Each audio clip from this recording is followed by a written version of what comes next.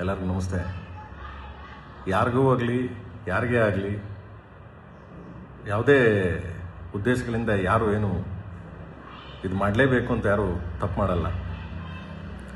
So ನಾನು ಪ್ರತಿ ಹಂತದಲ್ಲೂ ಪ್ರತಿ ಸಿನಿಮಾಗಳಲ್ಲೂ ಸಾಂಗ್ಗಳು ಬರ್ತೀನಿ. ದೇವ್ರ ಬಗ್ಗೆ ಸಾಂಗ್ ಬರ್ತೀನಿ, ಲವ್ ಬಗ್ಗೆ ಸಾಂಗ್ ಬರ್ತೀನಿ, ಮದರ್ ಬಗ್ಗೆ ಸಾಂಗ್ ಬರ್ತೀನಿ, ಅಣ್ಣ ತಮ್ಮನ ಬಗ್ಗೆ ಸಾಂಗ್ ಬರ್ತೀನಿ. ಪ್ರತಿ ಹಂತದಲ್ಲೂ ಬೇರೆ ಬೇರೆ ಕಂಟೆಂಟ್ ಸಾಂಗ್ ಬರ್ತೀನಿ. ತುಂಬ ಪ್ರೀತಿ, ತುಂಬ ಪ್ರೋತ್ಸಾಹಿಸಿ ನನ್ನ ಈ ರೇಂಜ್ಗೆ ತಗೊಂಬಂದು ನಾನು ಎಲ್ಲರೂ ನನ್ನ ಸಾಂಗ್ಗಳ ಪ್ರೀತಿಯಿಂದ ಕೇಳಿ ಗೆಲ್ಸಿದ್ದೀರಾ. ಪ್ರೇಮ್ ಸಿನಿಮಾ ಬರ್ತದೆ ಅಂತಂದರೆ ಏನು ಸಾಂಗ್ ಜೋರಾಗಿ ಮಾಡಿರ್ತಾನೆ ಅನ್ನೊಂದು ತುಂಬ ಕುತೂಹಲ ಇಟ್ಕೊಂಡು ತುಂಬ ಅದರಿಂದ ಕಾಯ್ತಿರ್ತೀರ. ಸೊ ಅದಕ್ಕೆಲ್ಲ ನಾನು ಯಾವಾಗಲೂ ನನ್ನ ಕೊನೆ ಉಸಿರಿರೋರು ನಿಮ್ಗೆ ಚಿರುಣೆ ಆಗಿರ್ತೀನಿ. ಬಟ್ ಈ ಸಾಂಗ್ ಬರೆದಾಗ ನಾನು ನನ್ನ ದೃಷ್ಟಿಕೋನದಲ್ಲಿ ನಾನು ಬರೆದೆ. ಒಂದು ಬಾಟ್ಲು, ಒಂದು ಉಪ್ಪಿನಕಾಯಿ, ಸೊ ಇದನ್ನು ಕಂಟೆಂಟ್ ಇಟ್ಕೊಂಡು ನಾನು ಬರೆದೆ. ಒಂದು ವರ್ಡ್ನ ತೆಗೆದು ಹಿಂದೆ ಹಾಕ್ಬೋದಾಗಿತ್ತು, ಬಾಟಲ್ನ ಮೇಲೆ ಎತ್ತಿ ಅಂತ ಹಾಕ್ಬೋದಾಗಿತ್ತು. ನನಗೆ ಕುತೂಹಲ ಇರಲಿ ಅಂತ ತಗೊಂಬಂದಲ್ಲಿ ಎಂಡಲ್ ಆಗ್ತೆ. ಯಾಕೆ ಕುತೂಹಲ ಇರಲಿ ಅಂದರೆ, ಒಂದು ಸಾಹಿತ್ಯ ರಚನೆ ಮಾಡಬೇಕಾದ್ರೆ ಒಬ್ಬ ಸಾಹಿತಿ ಹಾಗೂ ಮಾಡ್ಬೋದು ಹೀಗೂ ಮಾಡ್ಬೋದು ಅಂತ, ಅದನ್ನು ನಾನು ಒಲಗರ ರೀತಿಯಲ್ಲಿ ಆಗಲಿ, ಬೇರೆ ಯಾರಿಗಾರು ನೋಯಿಸ್ಬೇಕು ಅಂತ ಆಗಲಿ, ಯಾರಿಗೂ ತೊಂದರೆ ಕೊಡಬೇಕು ಅಂತಾನೆ ಆಗಲಿ, ಯಾವ ಉದ್ದೇಶಕ್ಕೂ ಮಾಡ್ದೋನಲ್ಲ ನಾನು. ಯಾಕಂದರೆ ಇವತ್ತಿನವರೆಗೂ ನಾನು ಮಾಡಿಲ್ಲ, ನನಗೆ ಸಾಯೋವರೆಗೂ ನಾನು ಮಾಡೋದು ಇಲ್ಲ, ನನಗೆ ಅದು ಅವಶ್ಯಕತೆಯೂ ಇಲ್ಲ ನನಗೆ. ಸೊ ಇದರಿಂದ ಸುಮಾರು ಜನಕ್ಕೆ ಅದು ಯಾವ ದಿಕ್ಕಲ್ಲಿ ಅದನ್ನು ಅರ್ಥ ಮಾಡ್ಕೊಂಡಿದ್ದಾರೋ, ಸೊ ನನಗದು ಗೊತ್ತಿಲ್ಲ. ನನ್ನ ಅರ್ಥದ ಪ್ರಕಾರ ನನ್ನ ಬರೀಬೇಕಾದ್ರೆ ನಾನು ಈ ಅರ್ಥದಲ್ಲಿ ಅದನ್ನು ಹೇಳಿದೆ.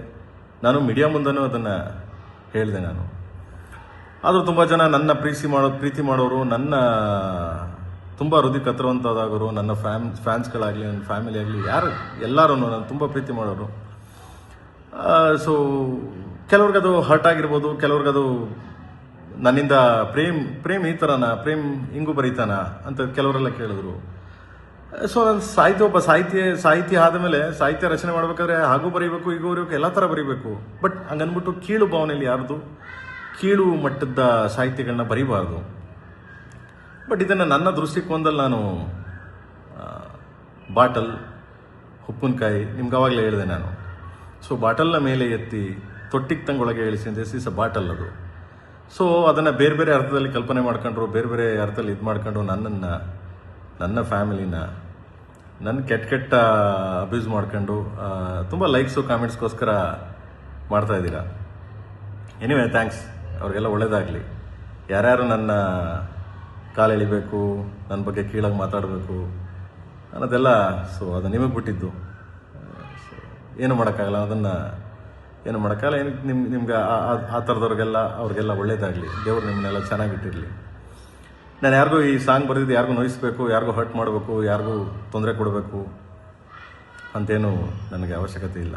ಹಂಗೇನಾದರೂ ನಿಮ್ಗಳಿಗೆ ಹರ್ಟ್ ಆಗಿದ್ರೆ, ಹಂಗೇನಾದರೂ ನಿಮ್ಗಳಿಗೆ ನನ್ನಿಂದ ನೋವಾಗಿದ್ರೆ, ಸೊ ಕ್ಷಮೆ ಇರಲಿ, ಕ್ಷಮಿಸಿ ಅಂತ ಕೇಳ್ತೀನಿ ನಾನು ಎಲ್ಲರಿಗೂ. ಆ್ಯಂಡ್ ಯಾಕೆಂದರೆ ನಾನು ಕ್ಷಮೆ ಕೇಳೋದು ತಪ್ಪೇನಿಲ್ಲ ನನಗೆ.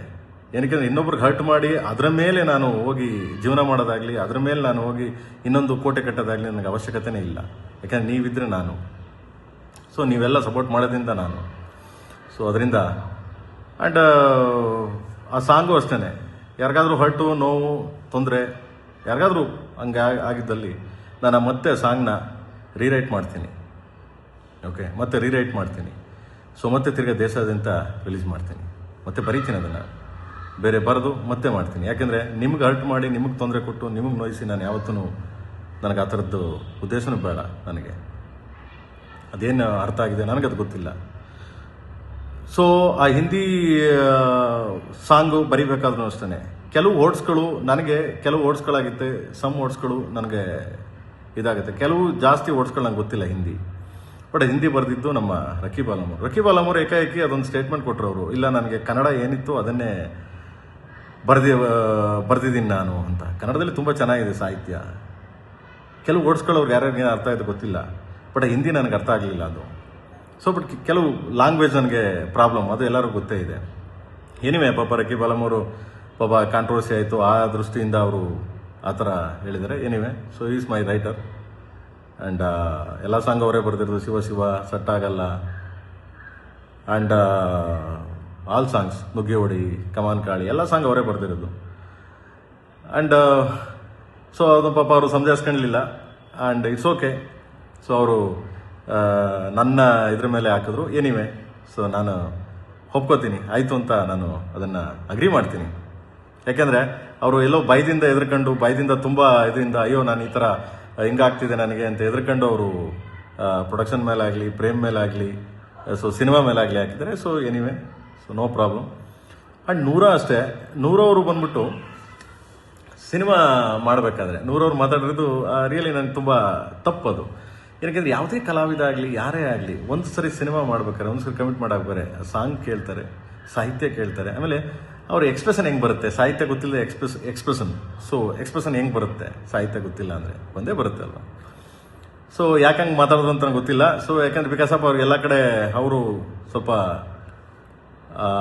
ಎಲ್ಲೋ ಕಾಂಟ್ರವರ್ಸಿ ಆಗ್ತಿದೆ, ಅದರಿಂದ ನಾನು ತಪ್ಪಿಸ್ಕೊಳ್ಳೋಣ ಅನ್ನೋ ಒಂದು ದೃಷ್ಟಿಯಿಂದ ನೂರ ಮಾತಾಡಿದ್ದಾರೆ. ಯಾಕಂದರೆ ಮೊನ್ನೆ ಸಾಂಗ್ ರಿಲೀಸ್ ಆದಾಗಲೂ ಅಷ್ಟೇ ನಾನು ತುಂಬ ಖುಷಿ ಆಯಿತು, ಪ್ರೇಮ್ ಒಟ್ಟಿಗೆ ಕೆಲಸ ಮಾಡಿ, ಅದು ತುಂಬ ಅದ್ಭುತವಾದ ಸಾಂಗ್ ಅಂತೆಲ್ಲ ಹೇಳಿದ್ರು. ಸೊ ಎನಿವೆ, ಅವ್ರಿಗೆ ಈ ಥರ ಕಾಂಟ್ರವರ್ಸಿ ಪಾಪ ನೊಂದ್ಕೊಂಡು, ಒಂದು ಹೆಣ್ಮಗು ನೊಂದ್ಕೊಂಡು ಹೇಳಿರ್ಬೋದು.